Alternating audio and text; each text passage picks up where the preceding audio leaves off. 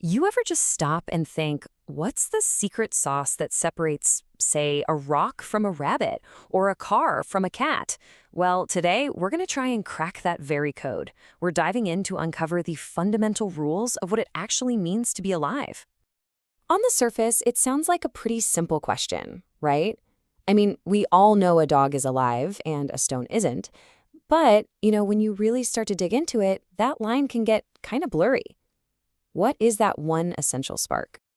Okay, so to make this real, let's look at two things. Tom's pet tortoise and his toy robot. The tortoise? Yep, definitely alive. The robot? Not so much. But why?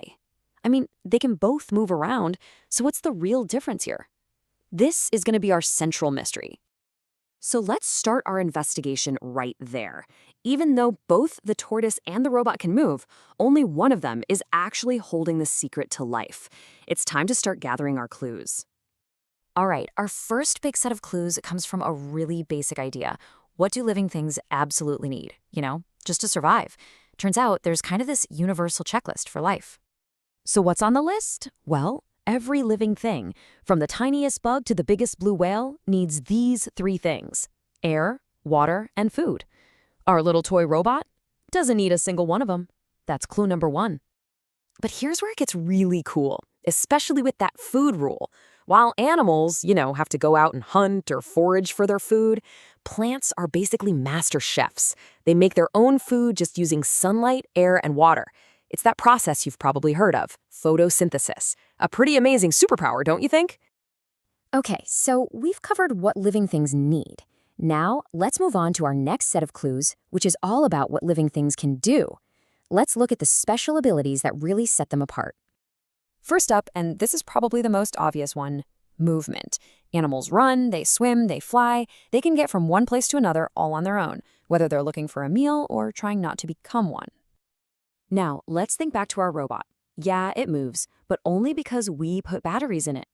The second that power runs out, it's just a piece of plastic. Non-living things can't move by themselves. They always need a push, a pull, or some kind of power source. And check this out. Another incredible thing living things do is grow. I mean, just look at this transformation. A tadpole doesn't just get bigger. It totally changes into a frog. This whole process of growing and changing, well, that's a huge hallmark of life. And the list just keeps going. Living things can reproduce. They can have babies and create the next generation. Plus, they can sense what's going on around them and react to it. Like how this millipede coils up to protect itself when it feels threatened. A rock is not going to do that. Okay, we've gathered our clues from the survival checklist and the action list. So now it's time to put it all together and see how this code of life actually helps us organize the entire living world. And here it is, the complete code. To be considered alive, something has to check all of these boxes. Now, a non-living thing might do one or two of these, but only living things do the whole shebang. So, using this code, scientists have been able to sort all living things into different groups, just to make sense of it all. Let's take a look at the four biggest groups, or kingdoms, that all life on Earth is divided into. This table gives us a really great snapshot.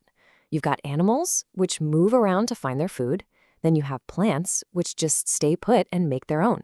Then there's fungi, like mushrooms, that absorb their food from whatever they're growing on. And finally, you've got the massive invisible world of bacteria, which have all sorts of different ways to survive.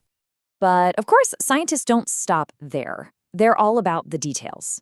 So within each of these huge kingdoms, there are even more layers of classification. To see how it works, let's just zoom in on one, the animal kingdom. So this next level of detail is where things get even more specific.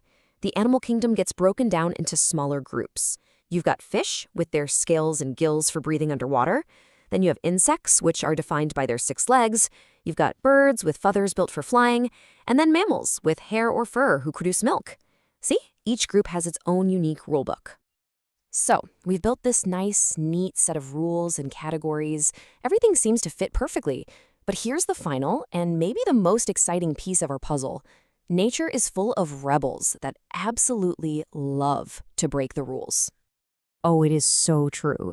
Just when you feel like you've got it all figured out, that you've got it all locked down, biology throws a massive curveball and it forces us to look even closer and just marvel at how creative it can be. Okay, get this. The rulebook says mammals have live babies, right? Well, meet the duck-billed platypus and the spiny anteater. They have fur, they produce milk. They're mammals, but they lay eggs. They are some of the most incredible exceptions to the rule. And what about birds? The rule is they have feathers and wings, so they fly. Except for these guys. Ostriches, emus, and penguins are all 100% birds, but they are totally flightless. They're proof that even in science, there are always these amazing exceptions to explore.